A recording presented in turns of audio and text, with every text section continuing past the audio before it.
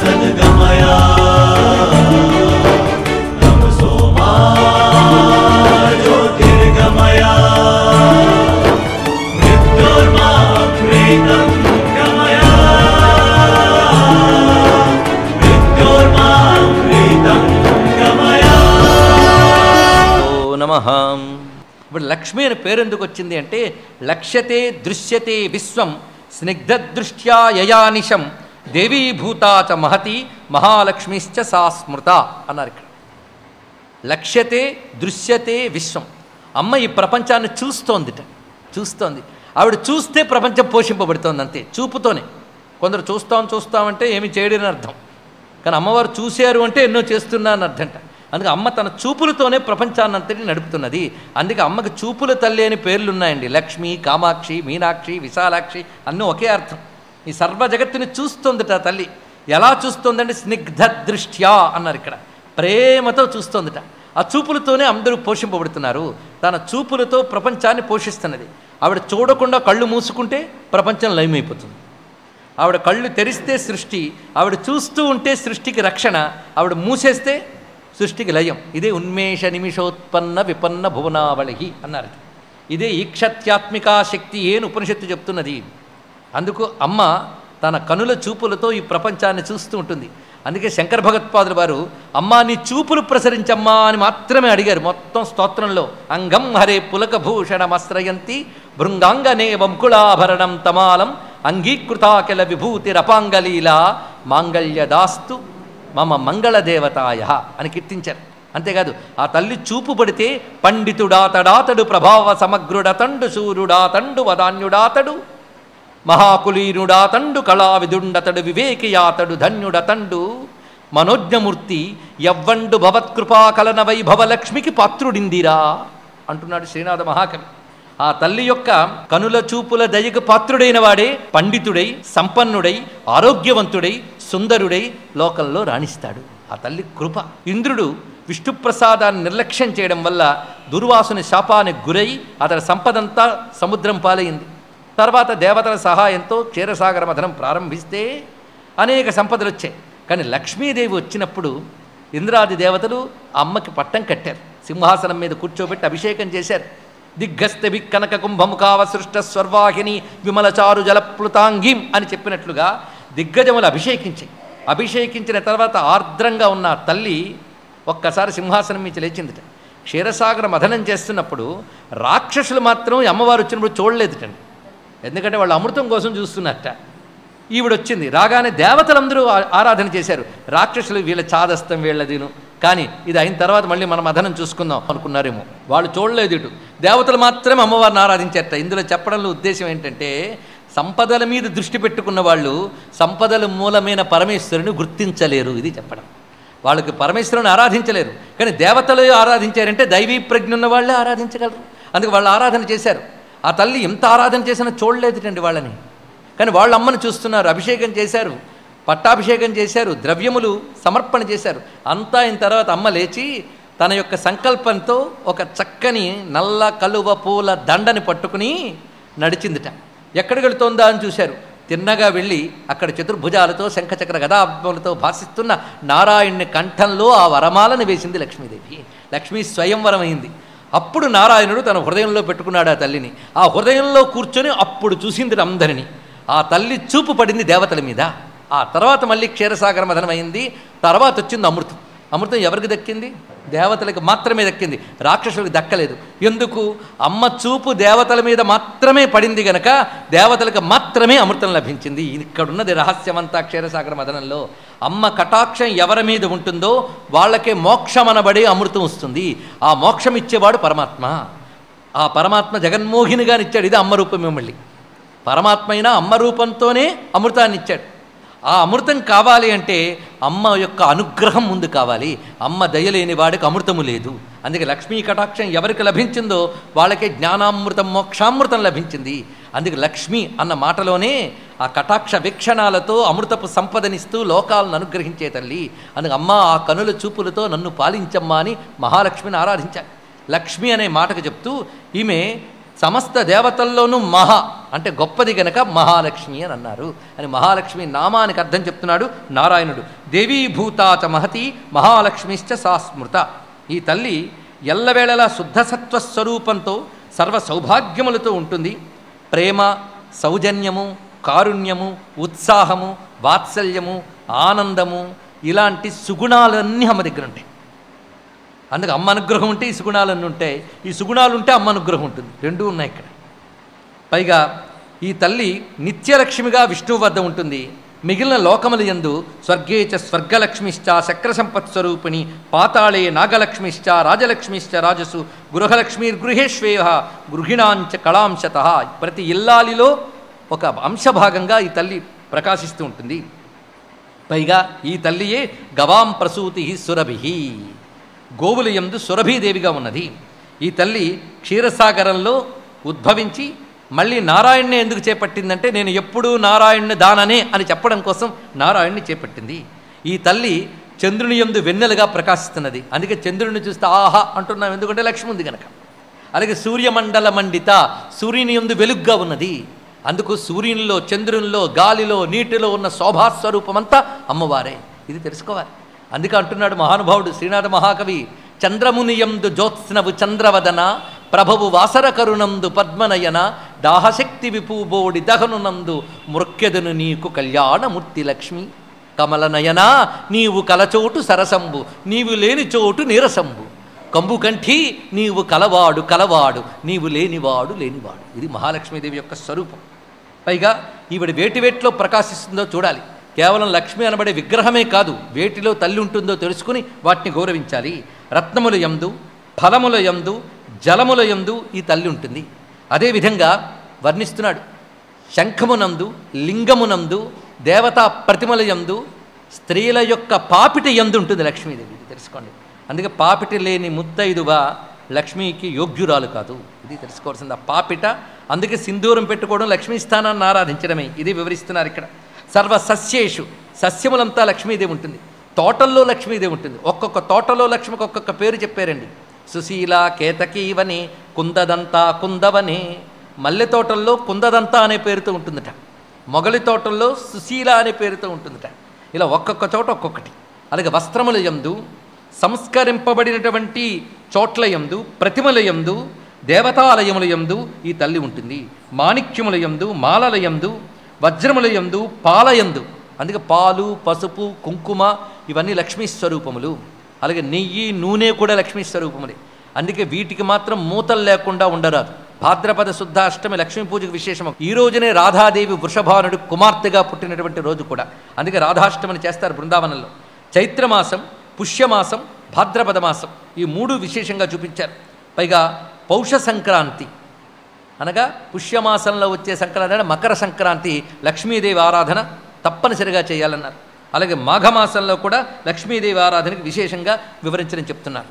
పైగా లక్ష్మీదేవి ఎవరిని విడిచిపెడుతుంది, ఎక్కడుంటుంది అనే దాని గురించి చెప్తూ ఉన్నారు. ఇక్కడ కూడా కొన్ని సదాచారములు కనిపిస్తాయి మనకి.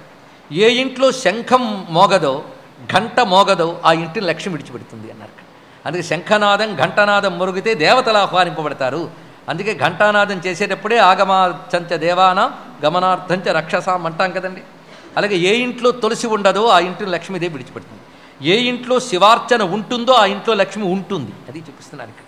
ఇది లక్ష్మీ పాంచరాత్రంలో కూడా వివరించబడింది. శివార్చన ఉన్న చోట లక్ష్మీదేవి ఉంటుంది అనే విషయాన్ని.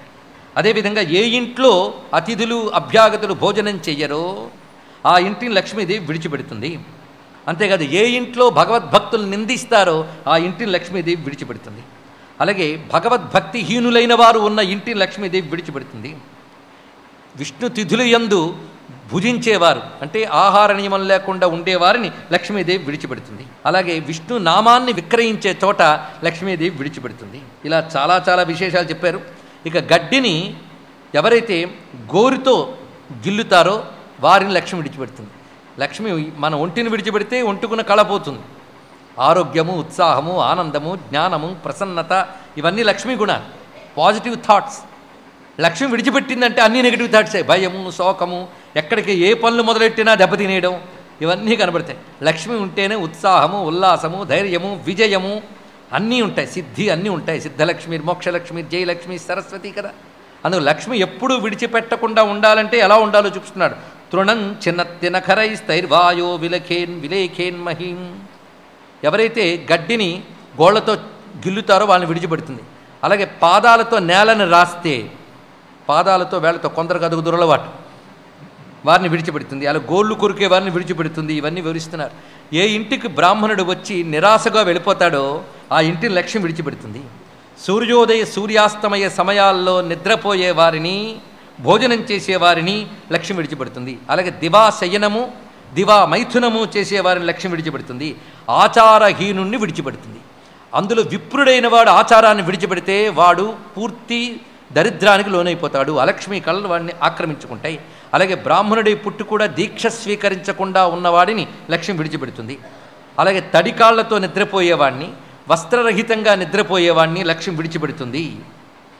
ఇక వాచాలుడు అంటే నిరంతరం పనికిమాలిన వాగుడు వాగేవాడిని లక్ష్మీదేవి విడిచిపెడుతుంది. శిరస్నానం చేసేటప్పుడు తలకు నూనె రాసుకుని ఆ చేత్తో శరీరంలో ఏ అవయవాన్ని తాకినా వాళ్ళ లక్ష్మి విడిచిపెడుతుంది. ఇవి వివరిస్తున్నాడు ఇక్కడ. అలాగే స్వాంగేచ వాదయేత్, ఒంటి మీద వాద్యం మోగించేవాళ్ళు కొందరికి అదొక అలవాటు. ఒంటి మీద వాద్యాలు మోగించుతూ, అదే చప్పట్ల వరకు పర్వాలేదండో, కానీ మిగిలిన వాద్యాలు మోగిస్తూ ఉంటారు కొంతమంది, నోటుతోని వీటితోని. అలాంటి స్వాంగేచ వాదయేద్వాద్యం వృష్టాసాయాతి తద్గృహాత్, అటువంటి వారిని లక్ష్మి విడిచిపెడుతుంది. అలాగే ఏ వ్రతము చెయ్యకుండా ఉన్నవారిని, సంధ్యావందనము చెయ్యని వాడిని, విష్ణుభక్తి లేనివాడిని, జీవహింసకుణ్ణి, దయలేని వాడిని లక్ష్మి విడిచిపెడుతుంది. హరిపూజ, హరపూజ, లక్ష్మీ పూజ, దుర్గా పూజ చెయ్యని వారిని లక్ష్మీదేవి విడిచిపెడుతుంది. ఈ విధంగా లక్ష్మీదేవి యొక్క విశిష్టతని తెలియజేస్తూ మరొక ప్రత్యేకమైన దేవత గురించి చెప్తున్నారు. ఇది ప్రధానాంశ స్వరూపము గంగాదేవి.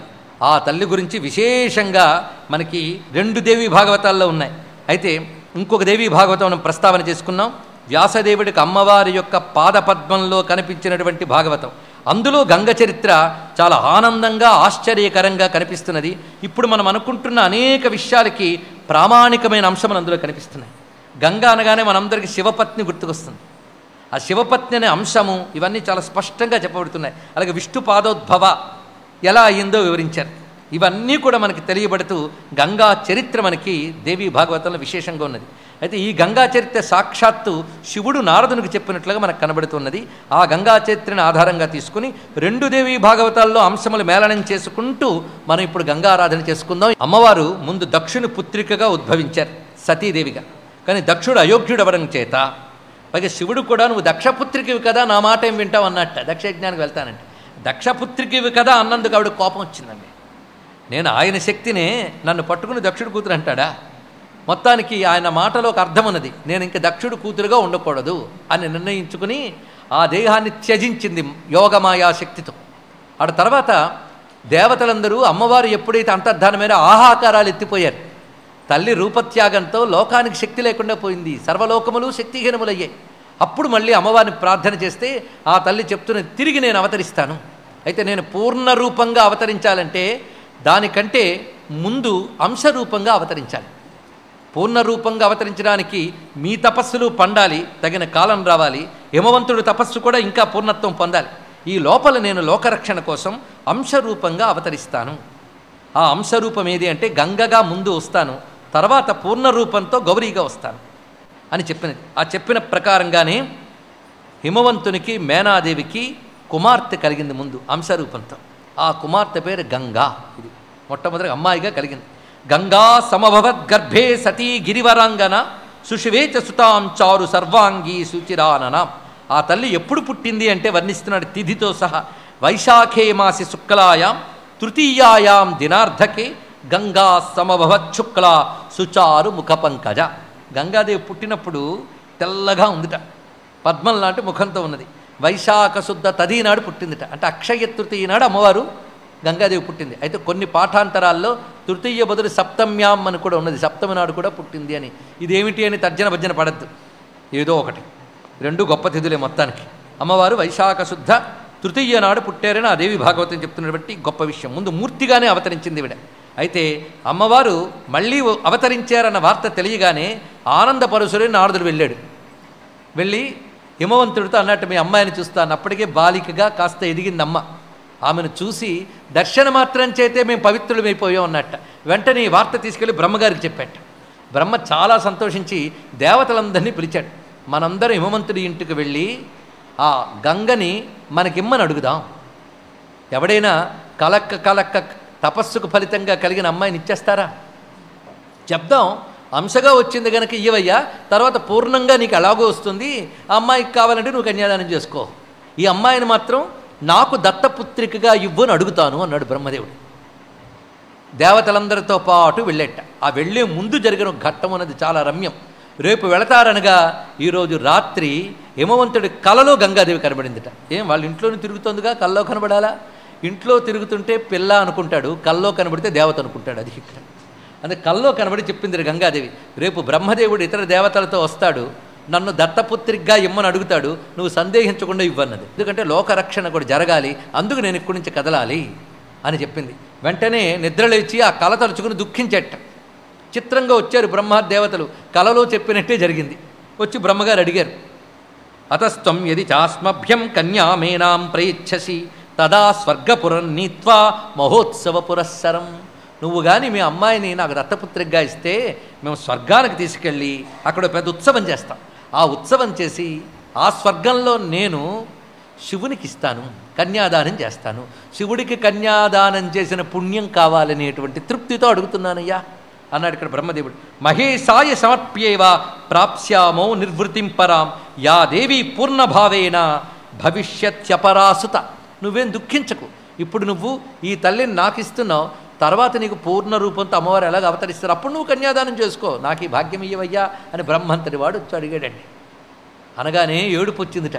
ఎందుకంటే గంగమ్మని విడిచిపెట్టి ఉండలేకపోతున్నాడు హిమవంతుడు కూడా. గంగా విరహం తట్టుకోలేడు. అందుకు ఆర్తితో అన్నట్ట, ఎప్పుడైనా ఆడపిల్లే అమ్మాయి పుట్టిందంటే ఒక అయ్య చేతిలో పెట్టక తప్పదు. కాదని కాదు, కానీ ఈ పసి వయసులోనే ఈ తల్లి నాకు వస్తే జగన్మాత వచ్చిందని తెలుసు, ఆ తల్లిని చూస్తూ చూస్తూ నా ఇంటి నుంచి ఎలా పంపిస్తానయ్యా అని.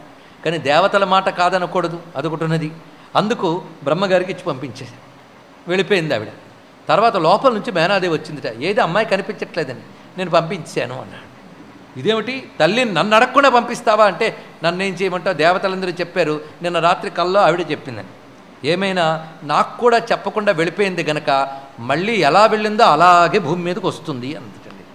ఇది శాపం అనుకోవాలి, లేక జరగబోయేటటువంటి వృత్తాంతం అనుకోవాలి. ఈ విధంగా ఏవం హిమగిరే పుత్రీ భూత్వా అంశేన సతీమునే. ఈ విధంగా అమ్మవారు అంశరూపంతో దేవతామూర్తి గంగాదేవి అండి ఈవిడ. ఈ విధంగా గంగాదేవి స్వర్గలోకానికి వెళ్ళి అక్కడున్నది బ్రహ్మపుత్రికగా అక్కడ వర్ధిల్లింది. ఆమెకు సరియైన యుక్త వయస్సు వచ్చింది అని తెలుసుకున్న బ్రహ్మదేవుడు నారదుడిని పంపేట. అప్పుడు శివుడు తపస్సులో ఉన్నాడు కామాఖ్యలో. అక్కడికి వెళ్ళి ఇదిగో సతీదేవి విరహంతో బాధపడుతున్నా కదా, ఆమె ఇప్పుడు అంశరూపంలో అవతరించిందని ఎక్కడా అన్నట్టు వెంటనే కళ్ళు తెరిచి, ఆమెను నీకు ఇచ్చి పెళ్లి చేయడానికి బ్రహ్మదేవుడు స్వర్గానికి రమ్మన్నాడు అనగానే వెళ్ళాడు.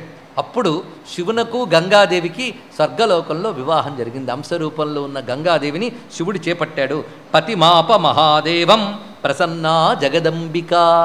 ఆ మహాదేవుణ్ణి పతిగా స్వీకరించి ప్రసన్నురాలైంది జగదంబిక అయిన గంగా. గంగా అన్న ప్రతిసారి ఆవిడ జగన్మాత, శ్రీమాత అని స్పృహ కలిగి ఉండాలి. అందుకే ఈ మాట చెప్తున్నాడు జగదంబిక. ఆమె ఇంకా పతిని చేపట్టింది. ఎంతో ముచ్చటగా తెచ్చుకున్నాడు బ్రహ్మదేవుడు. కానీ ఏం చేశాడు, ఆయనకి ఆడ పిల్లే, పతితో పంపించవలసి తప్పలేదు. ఆమె అత్తవారింటికి వెళుతూ ఉంటే ఈయనకు ఒక్కసారి పితృప్రేమ పొంగుకొచ్చి ఏడుపు వచ్చిందండి బ్రహ్మగారికి. దుఃఖం వచ్చింది. వెళుతున్న గంగని కళ్ళ నీళ్లతో చూస్తుంటే గంగాదేవి తిరిగి, బాధపడకు తండ్రి, నీ కమండలంలో నేను జలరూపంలో ఎప్పుడు ఉంటాను అని అభయమిచ్చింది. తాను దేవతా రూపంతో శివుణ్ణి అనుసరించి వెళ్ళిపోయింది. అంటే దేవతామూర్తిగా శివునితో వెళ్ళింది, కమండలంలో జలరూపంతో ఉన్నది అని ఒక్కసారి కమండలం చూసుకున్నాడు. ఆ జలం సాక్షాత్ అమ్మ యొక్క ద్రవరూపమే అని నమస్కారం చేసుకుని మళ్ళీ చూసుకుంటున్నాడు. ఈ విధంగా తృప్తి చెందుతున్నాడు ఆ మహానుభావుడు. ఆ కమండలం ఎంత లోతో మనకేం తెలుసు. శంకర భగవత్పాదుల వారే యోగశక్తితో నర్మదా నది అంతటి కమండలంలో లాగ్గలిగారంటే బ్రహ్మగారి కమండలంలో ఎంత నది పడుతుందో ఏమిటో మనకేం తెలుసండి. ఇక్కడ ఆశ్చర్యపోవడానికి ఏమీ లేదు. ఇక్కడ యోగశక్తితో పట్టుకోవచ్చు అంత సముద్రాన్ని. కేవలం అరచేతి చుళికీకృతం, దోషులండం కూడా తప్పండి, దోషులంటే 2 చేతులు కలవాలి. కేవలం చుళికీకృతం చేసేట్టు మహానుభావుడు అగస్త్యుల వారు. వాళ్ళకే అంత యోగశక్తి ఉంటే బ్రహ్మగారికి ఇంకెంత ఉండాలి? ఇప్పుడు అమ్మవారు ఎక్కడున్నారు? బ్రహ్మగారి కమండలంలో ఉన్నారు కాదు, కైలాసంలో ఉన్నారు. రెండూ నిజమే. జల రూపంలో బ్రహ్మగారి కమండలంలో ఉన్నారు, దేవీ రూపంలో శివునితో పాటు కైలాసంలో ఉన్నారు ఆ తల్లి. ఈ లోపల విష్ణువుకి వార్త తెలిసిందట. ఆయన రాకుండానే పెళ్లి చేశారు. వెంటనే విష్ణువు అన్నాడు, ఏమైనా శివుడు ఎన్నాళ్ల తర్వాత మళ్ళీ ఇంటివాడు అయ్యాడు గనక ఒక్కసారి నేను శివుణ్ణి చూడాలి అని కైలాసానికి కబురు పంపించి వైకుంఠానికి రమ్మని చెప్పేట. నువ్వు గంగాదేవి కలిసి మా లోకానికి రండి అని ఆహ్వానం పంపాడు. పరమేశ్వరుడు గంగాదేవి సహితంగా వెళ్ళేట. ఎంత రమ్యమైన ఘట్టం చూడండి ఇక్కడ. తథా విష్ణు సమాకర్ణ్య గంగోద్వాహ మహోత్సవం దదృక్షు శంకరం హృష్టం గంగాయా సహితం ప్రభుం. ఆయన గంగాదేవితో ఉన్న శివుణ్ణి చూడాలని ముచ్చటగా దిదృక్షు శంకరం అలా చూడాలనుకుని వైకుంఠానికి పిలిపించాడు. పైగా పిలిచినప్పుడు ఎలా అంటే ద్వారం దగ్గర నుంచి తన అంతఃపురం వరకు తోడ్కొని తీసుకువెళ్ళేట నారాయణుడు శివునికి. అతిథి మర్యాద అంత బాగా చేస్తున్నాడండి ఆయన. వైకుంఠ మానయామాస స్వపురీం ప్రీతమానస, తన పట్టణంలోకి అంత చక్కగా తీసుకువచ్చాడు. పైగా బ్రహ్మాది దేవతలను కూడా పిలిపించేట. ఇవాళ శివుడు మా లోకానికి వస్తున్నాడు రండి అని. అలా బ్రహ్మాది దేవతలు, ఇంద్రాది దేవతలు అందరూ వచ్చి ఉన్నారు. మంచి వైకుంఠ సభ. అందులో ఒక ప్రత్యేకమైన సింహాసనం సిద్ధం చేసి గంగాదేవితో పాటు కూర్చోమని చెప్పేట. మనం ఇప్పుడు గంగ ప్రక్కన ఉన్న శివుణ్ణి ధ్యానిస్తున్నాం. ఆ గంగతో పాటు పరమేశ్వరుడు కూర్చున్నాడు. అయితే ఎలా కూర్చున్నాడో వివరిస్తున్నారు. రత్నసింహాసనే రమ్యే ఉపవేశ్య మహేశ్వరం. రత్నసింహాసనం మీద కూర్చున్నారు. కబుర్లు అవుతూ ఉన్నాయి. ఆ కబుర్లు ఈ కబుర్లు ముచ్చట్లన్నీ అయ్యాక విష్ణువు ఒక కోరిక కోరుకున్నట్టు శివుణ్ణి. ఏమిటంటే హృష్టప్రాహ జగన్నాథ కురుగానం మహేశ్వర అన్నట్టు. శివ ఏదైనా పాట పాడవయ్యా అన్నట్టండి. కొందరు ముచ్చట్లు అలా ఉంటాయి. శివుడు పాడితే చాలా గొప్పగా పాడతాట. ఎందుకంటే సంగీత శాస్త్రానికి ఆచార్యుడు మహానుభావుడు. అందుకే సంగీతం ఎక్కడి నుంచి వచ్చిందయ్యా అంటే సదాశివమయమగు నాదోంకార స్వర విధులు అంటారు త్యాగరాజస్వామి వారు. అందుకే సంగీత విద్య ఆయనది. నాదతను మనిషం శంకర్, నాదతనువు ఆయన. పైగా సంగీత విద్యకు ఆచార్యుడు కూడా ఆస్సామియే. అందుకే భృంగి నటేశ సమీరజ ఘటజ మతంగ నారదాదులు ఉపాసించే సంగీత జ్ఞానము భక్తి వినా సన్మార్గము కలదే మనస అన్నారు కదండి. అందుకే సంగీత శాస్త్రానికి మూలం ఎవరు? పరమేశ్వరుడు. మరి ఆయన పాడితే ఎలా ఉంటుంది? అది ఎలా ఉంటుందో విష్ణువుకే తెలుసు. పైగా ఆయన పాడమంటేనే పాడతాడు. ఆయన మిత్రుడు కనుక ఒకరికొకరు. అందుకు పాడవయ్యా అన్నట్ట. వెంటనే పరమేశ్వరుడు గొంతు సవరించుకుని గానం చేయడం మొదలుపెట్టాడు. ఆ గానం సాగిపోతున్నది. మైమరిచిపోయారు అందరూ. ఆ మైమరిచిపోయి బ్రహ్మాది దేవతలందరూ కూడా ఒక విధమైన ధ్యాన సమాధి స్థితికి వెళ్ళిపోయారు, తాదాత్మ్య స్థితికి. చిత్రం ఏంటంటే రసజ్ఞుడు ఇంకా ఎక్కువ స్పందిస్తాడు కదా. ఈ శివుని గానానికి విష్ణువు కరిగిపోవడం మొదలుపెట్టాడు నెమ్మదిగా. చంద్రకాంత శిలలు కరుగుతాయి అంటారే, అలా విష్ణువు కరిగిపోతున్నట్ట. విష్ణువు కరిగితే ఏమవుతుంది? విష్ణువు అంటేనే వ్యాపకుడు. అలాగే విష్ణువు జలమయీ భూతే వైకుంఠం ప్లావితం పురం. వైకుంఠం అంతా వ్యాపించిపోయింది విష్ణువు యొక్క జలం. ఆ విధంగా కరిగిపోయాడు. బభూవ వ్యాప్తంతో అయిన సర్వతో మునిసత్తమా. ఆ విధంగా విష్ణు జలమైపోయింది వైకుంఠం. అది చూసి బ్రహ్మగారు ఒక్కసారి తెప్పరిల్లట్టు. ఏమిటి ఇది జలము? ఓహో, విష్ణువు గారు కరిగిపోయారు అనమాట అని చూశాడు. ఇప్పుడు వైకుంఠాన్ని కాపాడాలంటే ఈ జలమంతా బంధించాలి. వెంటనే చేతులు కమండలం ఉంది కదా, అది ఓపెన్ చేశాడు ఆయన. ఓపెన్ చేసి మంత్రశక్తిని చూపించాడు. చూపించగానే బ్రహ్మ తదుపధార్యార్థ శివగాన సముద్భవం హరే ద్రవత్వం తత్తోయం కమండలముపానయత్. హరి యొక్క ద్రవరూపమంతా ఆ కమండలంలోకి లాగిసెట్ట. ఇదివరకు గంగ ఉన్నది, ఇప్పుడు ఇది కూడా వెళ్ళి కలిసిపోయింది. వాళ్ళిద్దరూ ఎలాగ సోదరీ సోదరులు కదండి. అందుకే సోదరీ సోదరులు కవలల్లాగా అందరూ కలిసి కూర్చున్నారు ఇద్దరు వెళ్ళి. ఈ కథ వినగానే విష్ణువు కరిగిపోయాడు కనుక మరి లేడేమో అనుకోవద్దు. విష్ణువు కరిగిపోయాడంటే అది లీల, ద్రవించిపోయాడు అంటే ఆనందంతో తన్మయుడైపోయాడు. ఇక్కడ తెలుసుకోవాల్సిందంటే విష్ణువు జలతత్వానికి అధిపతి. అందుకే ఆర్ద్రత ఆయన గుణం. ఇదంతా కూడా లోకరక్షణ కోసం జరిగే ఒక లీలా కార్యం. అందుకు ఆయన విష్ణువు ద్రవమయం. తత్తోయ ప్రాప్తి మాత్రేణ ఈ శ్లోకం చాలా ముఖ్యమండి తెలుసుకోవాల్సింది. తత్తోయ ప్రాప్తి మాత్రేణ కమండలుగతామయ గంగాయా మూర్తిరేకాసి ద్రవరూపా పరాచస. అంతవరకు కలశంలో ఉన్న గంగారూపంతో విష్ణువు యొక్క ద్రవరూపంగా కలిసి మొత్తం విష్ణుమయం అయిపోయింది ఇక్కడ ఆ జలమంతా కూడా. మొత్తానికి దీని యొక్క సారాంశం ఏంటంటే గంగ విష్ణుస్వరూపిణి వైష్ణవి అని చెప్పడం ఈ కథలో ఉన్నటువంటి సంకేతం. సుషువేచ సుతాంచారు సర్వాంగి. ఈ విధంగా ఉన్నటువంటి ఆ గంగాదేవి సంపూర్ణంగా విష్ణుమయంగా భాషిస్తున్నది. బ్రహ్మ కమండలో కృత్వా గంగాం నీరమయీం మునే ప్రయయౌ స్వపురం లక్ష్మీమాశ్వాస్యచ సరస్వతి. ఈ విధంగా అక్కడి నుంచి బ్రహ్మదేవుడు ఆ విష్ణుమయమైన గంగాజలంతో కూడిన కమండలంతో చేరుకున్నాడు తన యొక్క సత్యలోకానికి. ఏవం ద్రవమయీ భూత్వా గంగా బ్రహ్మకమండలౌ సంస్థిత మునిశార్దూల దేవి త్రైలోక్య పావని. ఆ విధంగా త్రైలోక్య పావని అయిన గంగ ఆ కలశంలో ఉన్నది. ఊరకనే కమండలంలోకి వెళ్ళిందా? ఒకానొక లక్ష్యంతో వెళ్ళింది గనక తిరిగి రావాల్సిన సమయం అంటూ ఒకటి ఉన్నది. ఇలా బహుకాలం బ్రహ్మ యొక్క కమండలంలో విష్ణుమయి అయినటువంటి గంగాదేవి భాషించుతున్నది. ఇలా ఉండగా కొంతకాలానికి బలిచక్రవర్తి ప్రకృతి శాస్త్రానికి విరుద్ధంగా, విశ్వనియమాలకు విరుద్ధంగా ఇంద్రుని యొక్క త్రిభువనైశ్వర్యముల్ని హస్తగతం చేసుకున్నప్పుడు విశ్వనియమ ప్రవర్తనకుడై నారాయణుడు ఎవరికి నియమం వారికి అందించడం కోసమని ఇంద్రుని యొక్క త్రిలోకరాజ్యం ఇంద్రుడికి అందించాలని తాను వామనుడై బలిచక్రవర్తికి వద్దకు వచ్చి 3 అడుగుల దానమడిగి క్రమంగా ఆ దానం పుచ్చుకొని ముల్లోకాలు ఆక్రమించాడు. ఒక పాదంతో భూమిని కొలిచాడు, మరొక పాదాన్ని ఆకాశానికి ఎత్తి ఊర్ధ్వలోకములన్నీ కొలిచాడు. ఒక అడుగుతో మొత్తం అధోలోకములు అయిపోయాయి, ఒక అడుగుతో ఊర్ధ్వలోకాలు అయిపోయాయి. 3 అడుగుల్లో 2 అడుగులు అయ్యాయి. ఇంకో అడుగు ఇవ్వడానికి చోటు మిగలలేదు బలిచక్రవర్తి. అప్పుడు నిర్ణయించుకున్నాడు, నావన్నీ నీ 2 అడుగులకి అయిపోయాయి, నేను మిగిలేను, అది నీ 3వ అడుగుకి ఇచ్చుకుంటానన్నాడు. ఇది తెలుసుకోవాలి. మమకారం అంతా 2 అడుగులకి ఇచ్చాడు, అహంకారాన్ని 3వ అడుగుకి ఇచ్చాడు. ఇది బలిచక్రవర్తి కథలో ఉన్నటువంటి ఆంతర్యం. అందుకే ముందు మమ సమర్పించు, తర్వాత అహం సమర్పించు. అదే నిజమైన బలి. బలి అనగా సమర్పణ, పూజ అని అర్థం. అందుకని తలను నరికేయడం కాదు. ఆ గగనంలో ఊర్ధ్వలోకములన్నీ కొలిచి వెళ్ళిపోయిందిట. పైన ఉన్నటువంటి 7 లోకములు, ఆ 7 లోకములకు పైన ఉన్న లోకము బ్రహ్మలోకము, అక్కడికి వెళ్ళిపోయింది. ఎప్పుడైతే విష్ణుపాదం కనబడిందో ఆనందం తట్టుకోలేక ముందు వెనక చూడకుండా ఆ కమండల జలంతో కడిగాడు ఆయన. చిత్రం, ఆ పెట్టుకున్న కమండల జలం దానితో కడిగాడు. బ్రహ్మ కడిగిన పాదము బ్రహ్మము తానే నీ పాదము. ఆ కడిగి ఆనందంగా నమస్కారం చేసుకున్నాడు. అయితే కడిగిన నీరు ఆ పాదంలో నిలిచిపోయిందిట, క్రింద కూడా పడలేదు. ఎందుకంటే ఆ గంగకు కూడా విష్ణుపాదం వదిలిపెట్ట బుద్ధి వేయలేదు, అక్కడ ఉండిపోయింది. అలాగా కమండలం చూసుకున్నాడు, ఖాళీ. అప్పుడు ఏడుపు వచ్చిందిట. ఎందుకంటే గంగా వియోగం తట్టుకోలేకపోతే గంగ నీ కమండలంలో ఉంటానని చెప్పి వెళ్ళిపోయింది. ఇప్పుడు కమండలం ఖాళీ, విష్ణుపాదంలోకి వెళ్ళిపోయింది. ఇప్పుడు మరి గంగా వియోగం తట్టుకోలేక అప్పుడు దుఃఖం కలిగింది ఆయనకి. అప్పుడు విష్ణుపాదంలో ఉన్న గంగ మాట్లాడింది బ్రహ్మదేవుడితో, దుఃఖపడుకు నాన్న, నేను లోకాన్ని తరింపజేయాలి, దానికంటూ ఒక సమయం ఉన్నది, అంతవరకు నేను విష్ణుపాదంలో ఉంటాను అని చెప్పింది ఆ తల్లి. ఆ విధంగా విష్ణుపాదములో గంగ స్థిరపడిపోయినది. ఇప్పుడు విష్ణుపాదం నుంచి క్రిందికి ఎలా వచ్చింది, ఇది కథ. దాని కథకి క్రమంగా మనకి సూర్యవంశ రాజులైనటువంటి సగరులు ఆ యజ్ఞాశ్వాన్ని అన్వేషిస్తూ వెళ్ళినప్పుడు ఇంద్రుడు ఆ అశ్వాన్ని అపహరించి కపిలముని ఆశ్రమం వద్ద పెట్టాడు. ఆయన అంతర్ధానం అయిపోయాడు. ఇక్కడ ఈ సగరులు రాజ్యపాలన అధికార మదంతో అశ్వాన్ని తీసుకోవడమే కాకుండా అక్కడున్న కపిలుణ్ణి దుర్భాషలాడి హింసించబూనారు. అప్పుడు కపిలుడు ఆగ్రహంగా వారిని చూశాడు. ఆ కపిలుని కోపాగ్నికి సగరులు దగ్ధమైపోయారు. ఇలాంటి మహాపాపానికి నిష్కృతి జలములు సమర్పించి వాళ్ళకి తర్పణలు చేస్తే కలుగుతుంది. కానీ వీరి పాపానికి నిష్కృతి కలగాలంటే భూమి యందు ఏ జలములు సరిపోవుట. అందుకు కావలసింది ఏమిటి అంటే అంతరిక్షమునందున్న దివ్యమైన వేరే జలం రావాలి.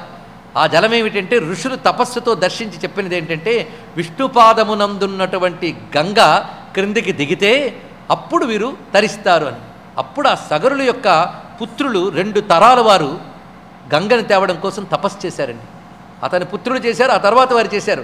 అయినప్పటికీ కూడా వారి వల్ల కాలేదు. ఆ తర్వాత వచ్చాడు భగీరథుడు. ఇదివరకు పూర్వీకులు తపస్సు వెనక ఉంది గనక వారి తపస్సు కలిసి తాను చేసిన తపస్సుతో కలిసిపోయి వెంటనే సిద్ధి లభించింది. అయితే భగీరథుడు అంత తేలిగ్గా సంపాదించాడా? భగీరథ ప్రయత్నం అంటాం. ముందు తపస్సు చేసింది ఆయన విష్ణువుని ఉద్దేశించి తపస్సు చేశాడండి. ఎందుకంటే ఆయన పాదంలో ఉంది కదా. అప్పుడు విష్ణువు ప్రత్యక్షమయ్యాడు. అయి చెప్తున్నాడు, తప్పకుండా నీ తపస్సు గంగ రావాలి, కానీ గంగమ్మ నా పాదాల్లో ఉన్నప్పటికీ గంగపై నా అధికారం, నా నియంతృత్వము లేదు. గంగ స్వతంత్రురాలు, అందుకు నువ్వు గంగాదేవికి తపస్సు చేయని చెప్పాడు. సరే, మళ్ళీ గంగాదేవిని ఉద్దేశించి తపస్సు చేశాడు మహానుభావుడు. ఆ గంగాదేవి తప్పకుండా నేను వస్తాను, కానీ నేను స్వతంత్రురాలని కాను అన్నది. ఎందుకంటే మా ఆయనకి చెప్పకుండా నేను ఎక్కడికి వెళ్ళను అన్నదండి. మహాపతివ్రత. వాళ్ళ ఆయన ఎవరు? శివుడు. దేవి రూపంతో అక్కడున్నది, జలరూపంతో ఇక్కడున్నది, కానీ భావం మాత్రం శివపత్ని. తెలుసుకోవాల్సింది. అందుకే త్వయాతు జగతాం నాదః శంభుర్గత్వా ప్రసాద్యతాం. నువ్వు అందరినీ ప్రసన్నం చేసుకోవడం ఒక ఎత్తు, శివుణ్ణి ప్రసన్నం చేసుకోవడం ఒక ఎత్తు. ఆయన ఒక్కడు ప్రసన్నుడయ్యాడా నీకు అన్నీ లభిస్తాయి. అందుకే శంభుని ప్రసన్నం చేసుకో. సమే ప్రియతమో భర్త, తల్లి ప్రకటిస్తుంది, ఆయన నాకు ప్రియతముడు, నా భర్త. తస్యాహం వశవర్తిని, ఆయన వశంలో ఉన్నదానని నేను. తేన గంతుం న శక్నోమి వినా తస్యాజ్ఞయా ప్రభో, ఆయన ఆజ్ఞ లేకుండా నేను ఎక్కడికి వెళ్ళను. ఎంత బుద్ధిమంతురాలో చూడండి ఆ పతివ్రత శిరోమణి. తస్మాత్ ప్రసన్నతాం యాతే శంకరే త్వయి భూపతే, అందుకు నువ్వు శివుణ్ణి ఉద్దేశించి తపస్సు చేయు అనగానే శివుని కోసం కఠోరమైన దీక్ష వహించి తపస్సు చేస్తాడు భగీరథుడు. ఆ తపస్సు చేస్తున్నప్పుడు భగీరథుడు శివుణ్ణి ఉద్దేశించి 1000 నామాలు స్తోత్రం చేస్తారండి. అది ఆ దేవీ భాగవతంలో అద్భుతమైన సహస్రనామ స్తోత్రం. ప్రయత్నపూర్వకంగా ప్రతివారు పఠించవలసింది ఆ శివసహస్రనామ స్తోత్రం. చాలా దివ్యమైనది. దీని ఫలశ్రుతి అందులో చెప్తాడు. ఎక్కడైతే ఈ శివశాస్త్రం చదవబడుతుందో అక్కడ కరువు కాటకాలు ఉండవు, ఇదొకటి. అంతేకాదు ఆ ప్రాంతంలో ఉన్న ప్రజలందరూ బుద్ధులు బాగుంటాయి, పైగా ఉత్పాతాలు నశిస్తాయి, క్షేమం లభిస్తుంది. పైగా ఒక్కొక్క సమయంలో మహాశివరాత్రి నాడు, ప్రదోషం నాడు, సోమవారం, అలా వివిధ సమయాల్లో దీని పారాయణ మహిమలు చూపిస్తాడు. ఎలాంటి భయంకరమైన ఆదివ్యాధులైనా నశిస్తాయి. పైగా బిల్వమూలంలో కూర్చొని దీన్ని పఠిస్తే అనేక యజ్ఞములు చేసిన ఫలితం లభిస్తుంది. పార్థివలింగం చేసి శివుణ్ణి ఆరాధన చేసి ప్రదోష కాలంలో ఈ శివసహస్రనామ స్తోత్రం చేయడం అత్యంత శ్రేష్టమని అన్నారు. భగీరథకృత శివసహస్రనామ స్తోత్రం చాలా భవ్యమైనది. అద్భుతమైన భావాలు, అద్భుతమైన శబ్దాలు అందులో ఉంటాయి. ఎప్పుడైతే ఆ విధంగా పరమేశ్వరుడు ఈ శివశాస్త్రం ద్వారా ప్రసన్నుడయ్యాడో ప్రత్యక్షమయ్యాడు. ఈ ప్రత్యక్షమైనప్పుడు భగీరథుడి పరిస్థితి ఎలా ఉందో వర్ణిస్తాడండి. ఆనంద పరవశుడే చిందులు వేసేట చాలాసేపు, తన్ను తాను మైమరిచి ననర్త అన్నారు ఇక్కడ. నాట్యం చేసి ప్రదక్షిణ చేసి పాదాలపై పడి నేను ధన్యుణ్ణయ్యానయ్యా అన్నాడు. అప్పుడు నీకు తప్పకుండా గంగమ్మ అనుగ్రహం లభిస్తుంది. ఒక పని చెయ్యి, నువ్వు శంఖనాదం చెయ్యి. ఎక్కడ వెళ్ళి చెయ్యాలో చెప్తున్నాడు ఇక్కడ.